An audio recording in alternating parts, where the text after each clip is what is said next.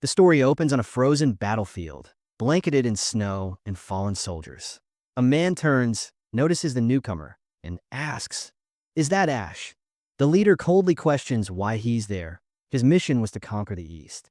The wounded young man lowers his eyes in silence, then lifts his head and declares he came for one reason only: to defeat him. Holding his sword tightly, Ash reveals that from the very beginning, his father planned to use him as bait. With hatred burning in his eyes, he shouts that the man is his father, but his father responds without emotion that a foolish, wingless son is good for nothing else. His name is revealed as Ash Elmium of House Elm, a legendary military family sworn to protect the royal line. The family head is his father, Roderick, the sole wielder of the nation's 7 wings. In a flashback, Ash remembers being saved by his father during a deadly blizzard, a moment that made him devote himself to earning his father's approval. He trained harder than anyone, yet the other boys mocked and mistreated him, saying someone without wings or a crest had no right to stand proud. Unlike his father and brothers, Ash never awakened the wing crest that grants magical power, but he continued sharpening his sword and pushing himself, believing his effort would one day pay off. Back in the present, Ash and his unit move carefully through a snow-covered forest, and as he hides behind a tree to observe ahead, he realizes they are completely surrounded. They've walked straight into an ambush. Facing his father again, Ash shouts that he always believed in and followed him. But his father replies that a mere tool should not have expectations and orders him to leave. Rage fills Ash's eyes as he decides he will no longer run and will finally face his father. With a fierce cry, he charges forward, sword raised high, regretting in his heart ever being so naive, and with a powerful strike he declares he regrets believing in him. Yet even after taking the blow, his father's expression remains calm, and in the next instant, glowing energy chains bind Ash in place as his 2 brothers launch their attack. Using his own energy chains, he blocks the attack and blasts his brothers away. Rage erupts from him as he screams into the falling snow. But one brother coldly says a wingless person could never understand, while the other sneers that someone without wings belongs crawling in the dirt. Lying on the ground, Ash demands to know why his father saved him only to throw him away. Yet the clan leader calls him delusional and says he was never useful at all. The man walks over, grabs his son by the hair, and lifts him up, revealing he only saved him because of the power of the 7 wings hidden within his body. Shocked and confused, Ash wonders what the 7 wings even are. His father then adds that his mother once served her purpose well. She gave birth to a seed like him solely for his benefit. As the man turns to leave, Ash reaches out desperately, asking what he means, but one brother steps forward to deliver the final blow while Ash screams for Roderick to answer. Crushed against the frozen ground, numb from the bitter cold, he feels his hand growing weak as his vision fades, wondering if this is where his life ends and what he had even lived for. Suddenly his sight blurs, and he glimpses what seems to be a church tower. The next moment, he awakens inside a baby's body, questioning if this is the afterlife. He feels arms holding him and notices snow falling around him. With wide, stunned eyes, he realizes this isn't a dream, it's real. Still overwhelmed, the baby wonders where he is and why he's trapped in such a tiny body, staring at his small feet and fragile hands, questioning if this body truly belongs to him. The boy quickly realizes he truly is a real baby. Resting in a woman's arms, he wonders if she's even alive. Suddenly, a flash of light fills his vision and distant voices echo through the snow. Knights are searching nearby, saying the woman couldn't have gone far, and their leader orders them to retrieve the baby for its sake. Wide-eyed, little Ash freezes. Did he really hear his father's name? It dawns on him that they're looking for him. Memories of being found on a snowy night rush back, and he questions if he's somehow returned to the past. Another bright flash makes everything feel unreal, but he pushes the confusion aside. He can figure out later. Right now, he has to survive. Lying beside the woman, he knows he must escape before the ducal house finds him. With his tiny body, he begins crawling through the snow, forcing himself forward inch by inch. A faint golden aura surrounds him as he struggles on, pushing the snow away with a small, glowing hand. Breathing heavily and completely drained, he refuses to stop. His limbs burn as he drags himself across the blizzard, leaving a clear trail behind. No matter what, he's determined to live. even if he has to crawl the entire way. With fierce determination in his eyes, the little boy swears he will survive and silently vows that one day he will take revenge on Roderick with his own hands. And so, the baby keeps crawling through the endless storm. After what feels like forever, he finally collapses from exhaustion at someone's feet. At that moment, a young girl calls out to her father, pointing at the baby in the snow. The man, Viscount Heiford, is stunned to find a child in such a place. Lifting him gently, he wonders why a baby would be alone out here. Safe in the man's arms, little Ash drifts into a deep sleep. But as the Viscount looks closer, he notices something strange, the long trail behind the child. Turning back to it, he questions whether the baby crawled all that way by himself, and begins to wonder who this child truly is. Meanwhile, in a dark, empty space, another red-haired baby floats silently, confused about where he is. The boy dreams of that red-haired child, as if the mysterious baby had come searching just for him. Suddenly, Ash jolts awake when someone taps his nose. Opening his eyes, he finds himself surrounded by 4 curious little girls staring at him. Confused, he wonders what's going on as they pass him around. When one of them lifts him up, he glares and squirms angrily until he slips free, scrambling onto a table and striking a bold, defiant pose. A second later, he tries to crawl off and make his escape, but an orange-haired girl notices and shouts for him to stop. Instantly, a chaotic chase begins, the girls running after the baby while he frantically wonders why they're so determined to catch him. In desperation, he raises his tiny hand and a golden aura flares to life, his eyes glowing as he activates a mysterious power. A burst of energy blasts him upward, and he realizes he's flying with magic. But he quickly loses control and starts falling fast, unable to steer himself. Panic sets in as he plummets headfirst toward the ceiling, helpless and terrified, until strong arms catch him midair. The Viscount, holding him securely, calls him a strange child for falling from the sky. Staring at the man, Ash's eyes widen in recognition. This is Viscount Heifrid, Roderick's older brother. Taking the grand mansion around him, he wonders if this is the other Elm household.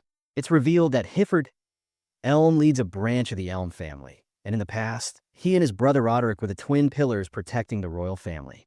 But Ash remembers that the Viscount and his entire house died in a civil war. Now he's certain he truly has returned to the past. He tried escaping the ducal house only to be rescued by his father's own brother. The Viscount's wife gently explains that the baby's magic spiraled out of control and sent him flying.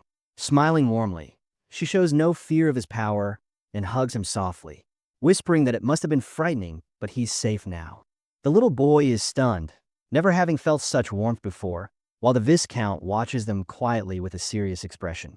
The man says the child holds an unimaginable power, then gently lifts the baby's sleeve to reveal a mark as proof.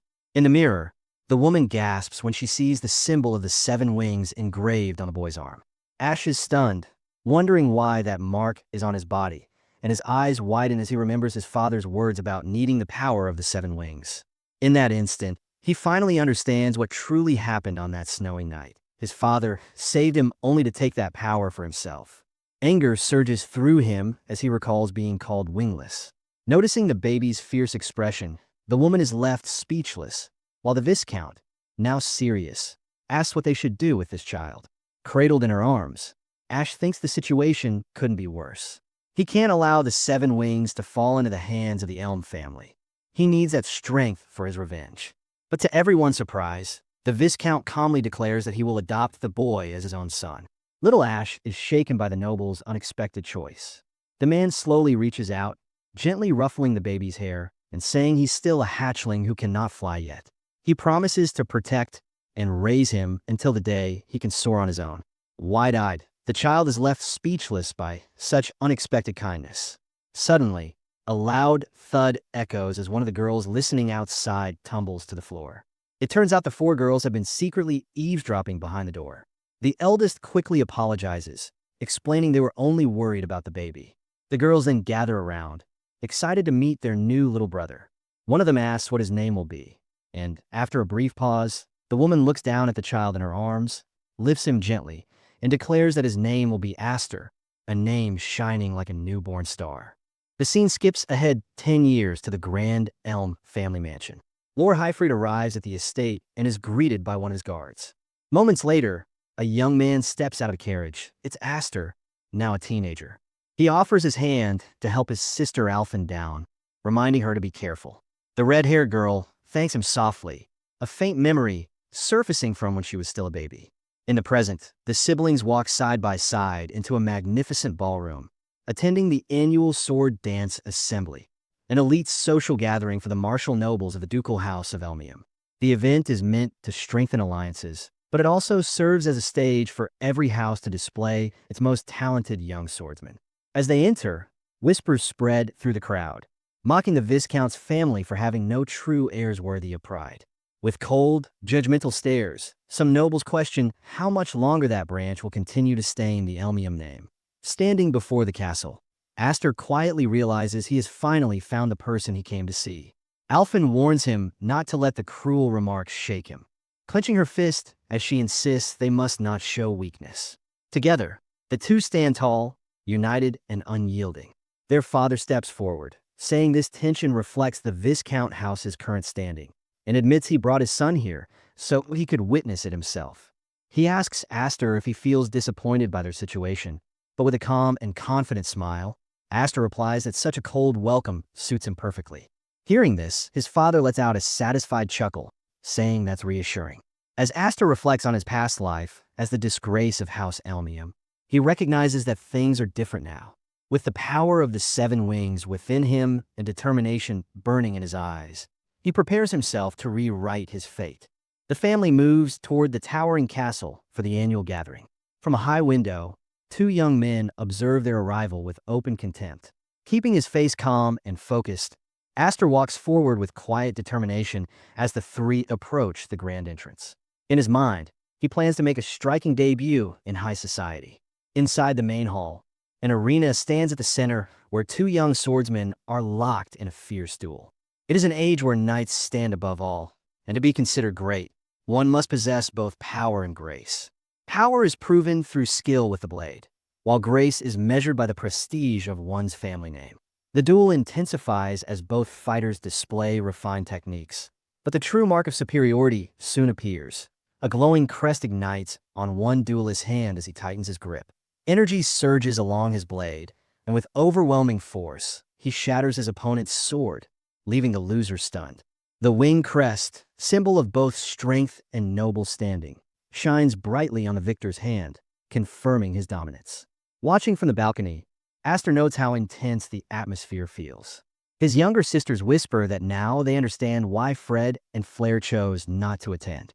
In the distance, Aster catches sight of 2 young men mocking his family with scornful laughter, triggering memories of his past life when he was disgraced and crushed in a duel. Noticing his distant expression, his sister softly calls his name, worried. Another sibling asks if he's nervous about his first sword dance assembly, but with a faint smile, Aster replies that he isn't nervous. He feels nostalgic. The comment only confuses her further. Their father announces he must attend a meeting and instructs Aster to look after Alphen. She immediately protests, claiming she's more capable than him, while he teases her for being clumsy. Resting a firm hand on his son's shoulder, the Viscount advises him to make allies, then quietly warns him not to reveal anything about the 7 wings. As his father walks away, Aster reflects on those words while sensing the cold, watchful stares of nobles observing him from afar.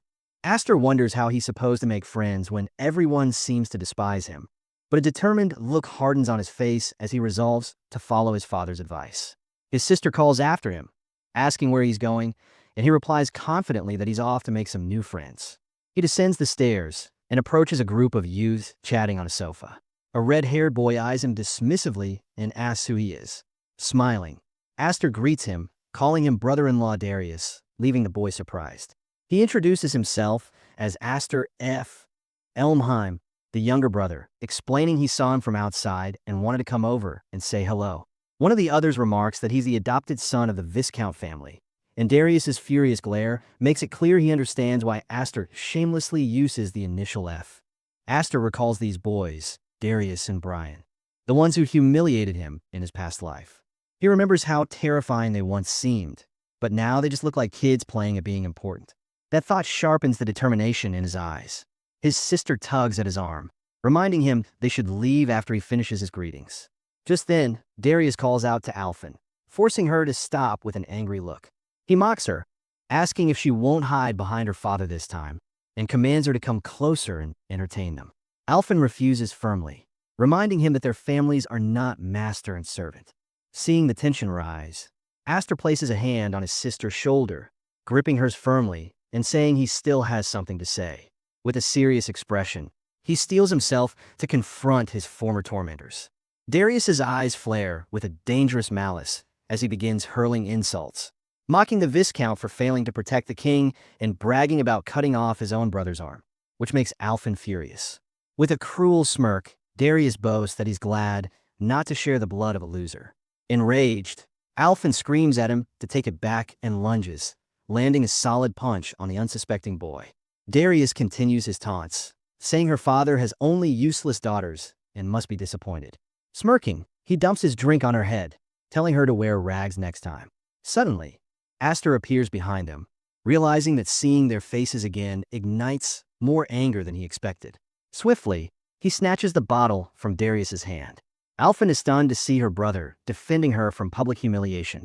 Using magic to levitate the bottle, Aster calls out Darius's name, and in a flash, it crashes onto the redhead's head, shattering and leaving liquid dripping down his face, as Aster declares he's the same spoiled brat he always was. Darius is stunned, while Grian shouts in alarm. Aster glares, hand on his sword, eyes icy. He licks a finger, tasting the liquid, and mockingly says it's just grape juice. A perfect match for a spoiled brat like him. A flashback erupts. A golden explosion, someone shouting for Aster to grab on. 3 years prior, one of his sisters asks if he's trying to finish them all, holding an unconscious sibling as a dark aura swirls around him. A golden explosion bursts forth, and he realizes this is the power of the 7 wings. The Viscount appears, sword drawn, questioning whether such a dangerous force can truly be controlled.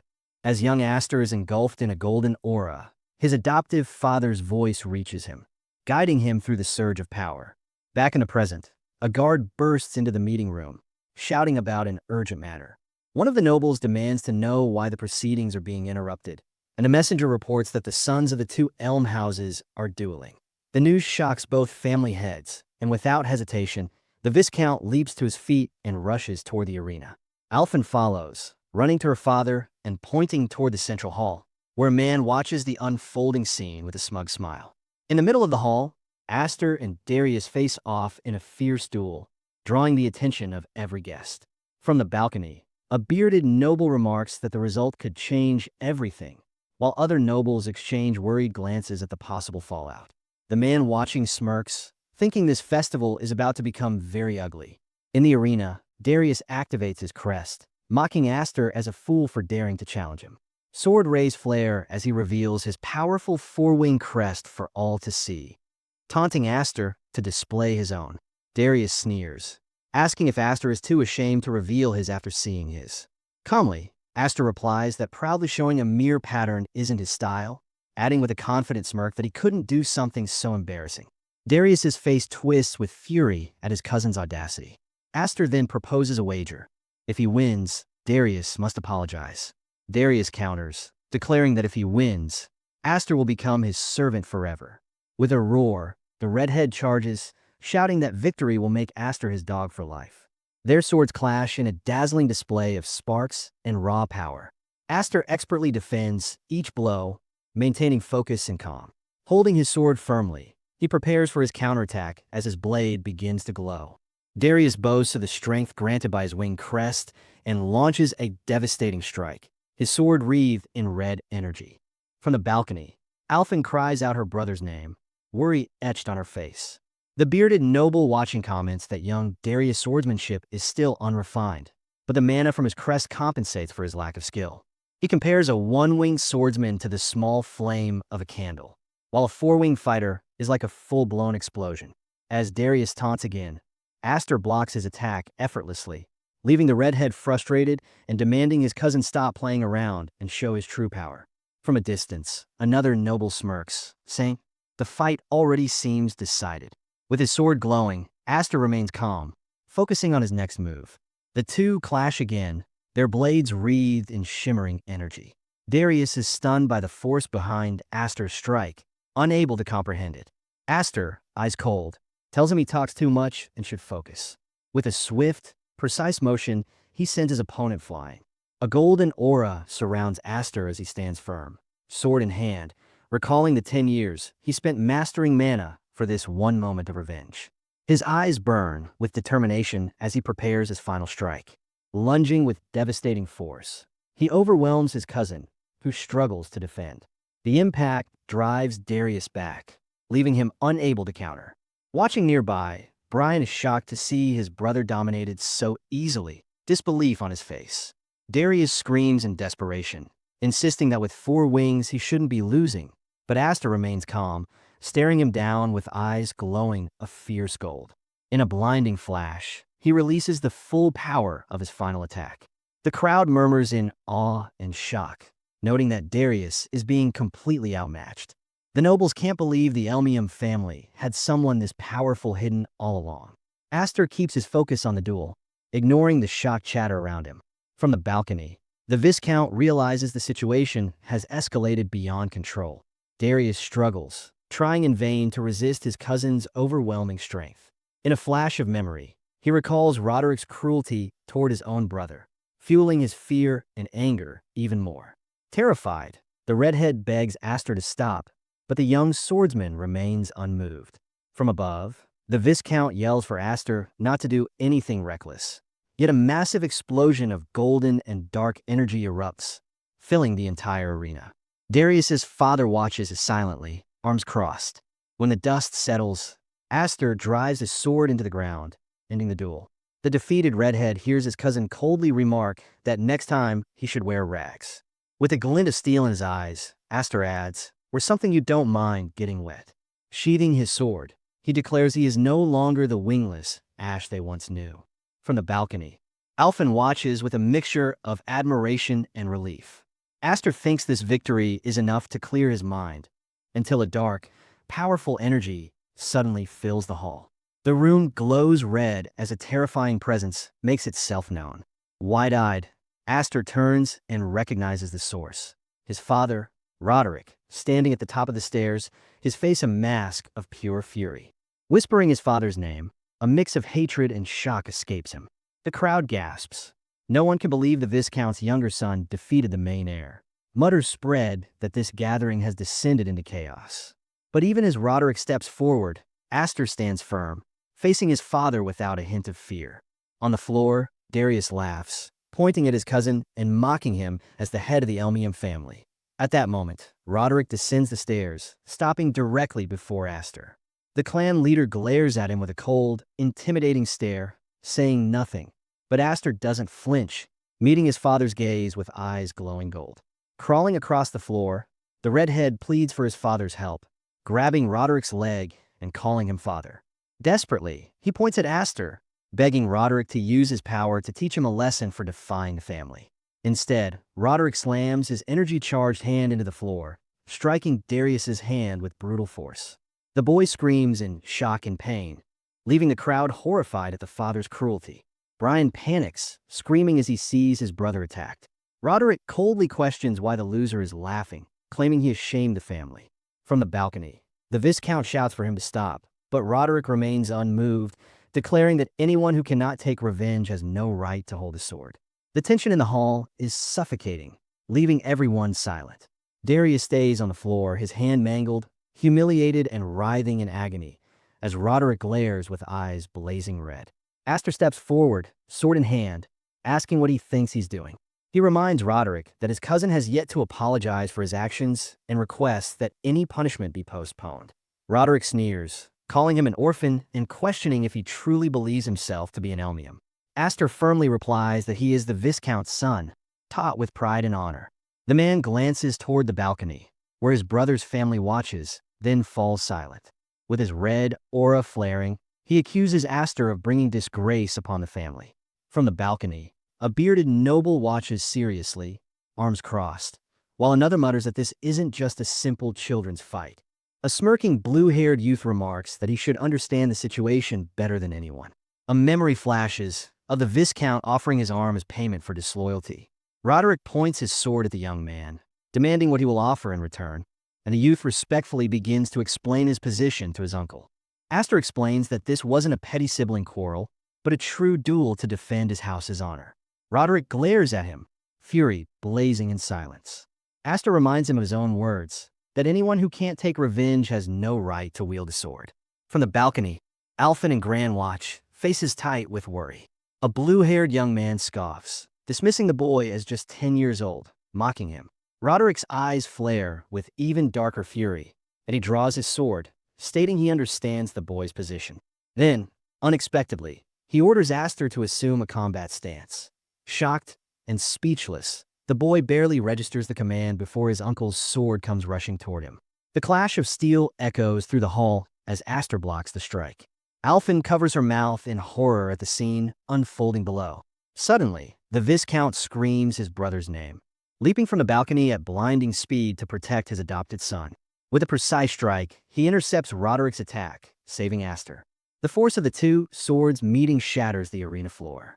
Concerned, the Viscount asks if Astor is all right, but the boy doesn't answer, focused entirely on the fight.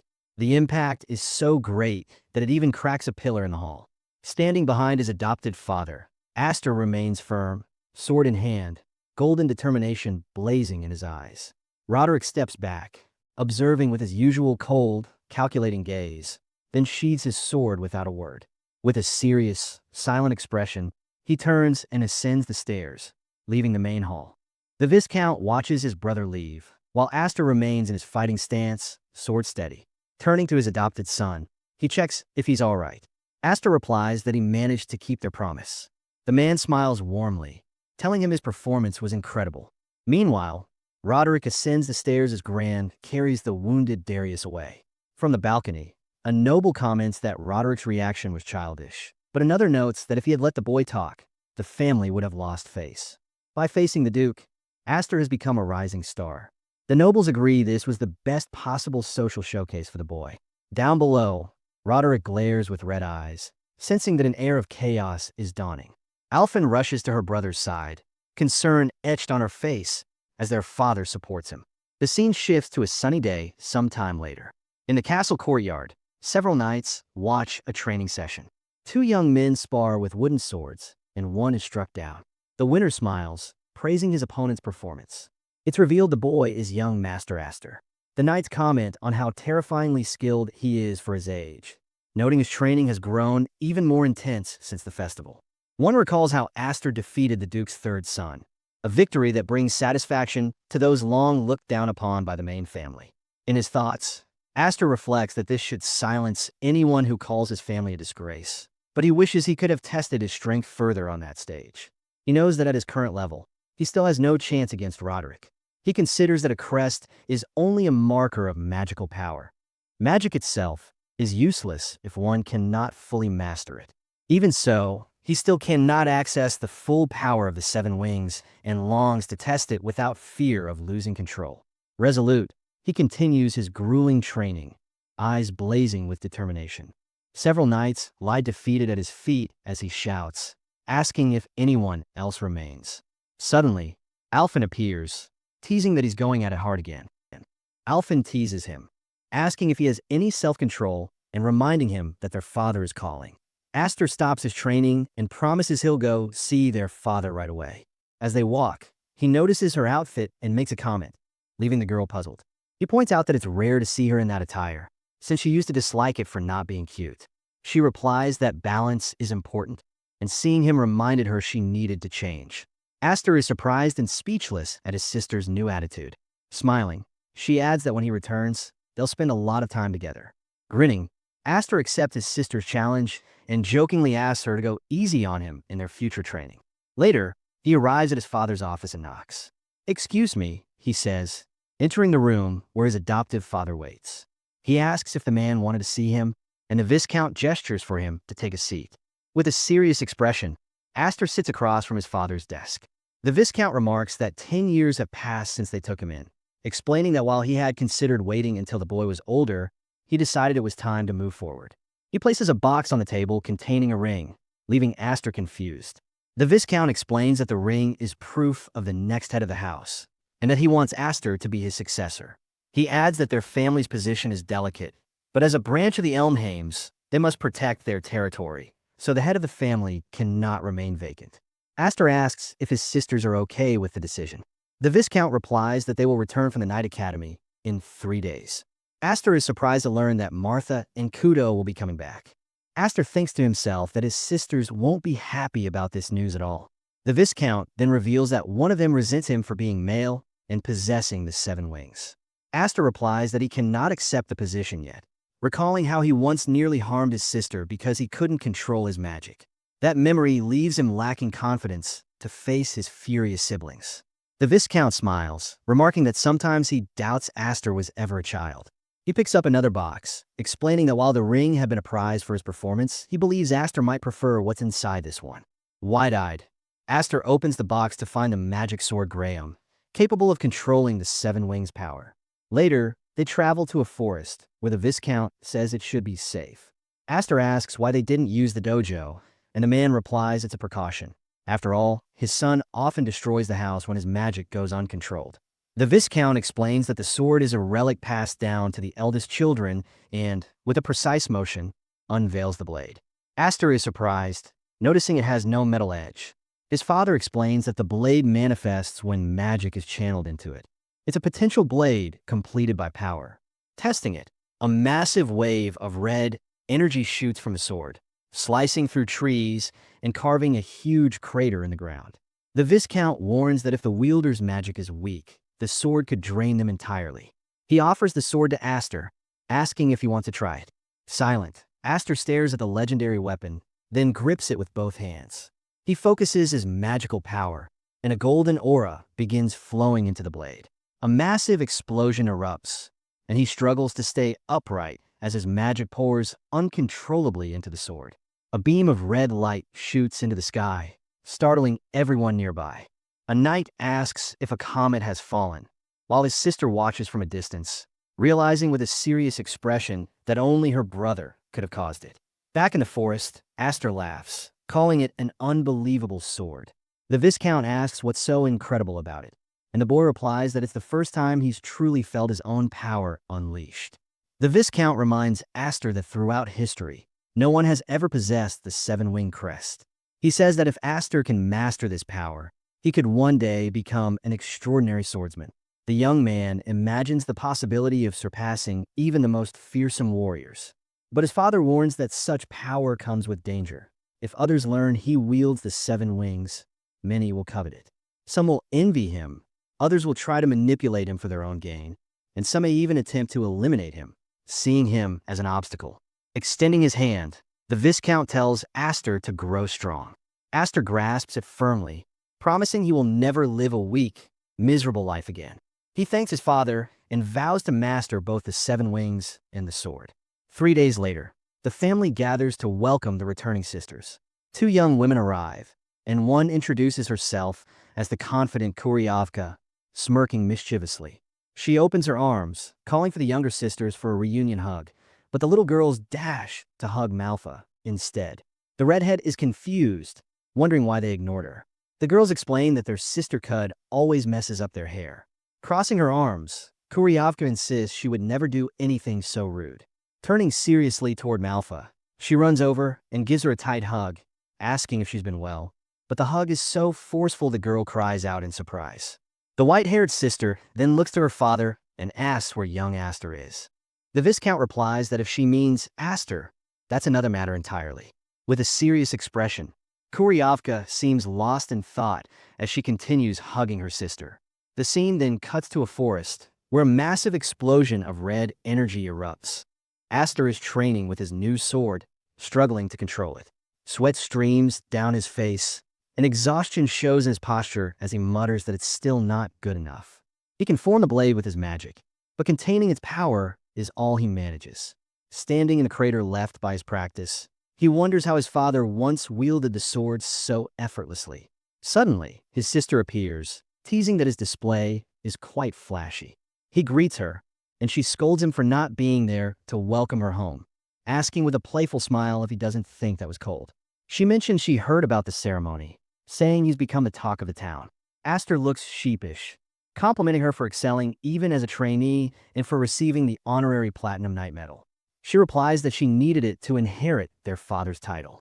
With a serious gaze, she asks if he really refused the succession.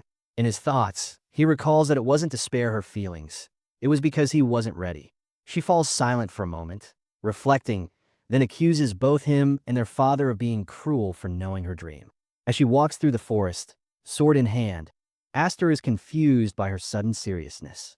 Without warning, the redhead attacks, her sword wreathed in blue energy, slicing a massive tree in half. Astor barely dodges the falling trunk, startled, and yells, asking what she's doing. Smirking fiercely, she challenges him, saying, "It's been a while since we sparred." With a confident smile, Kuryavka says, "This time, I'm going all out." Astor shouts for her to wait, warning that his magic sword is still incomplete, but she asks if he would use that excuse on a real battlefield.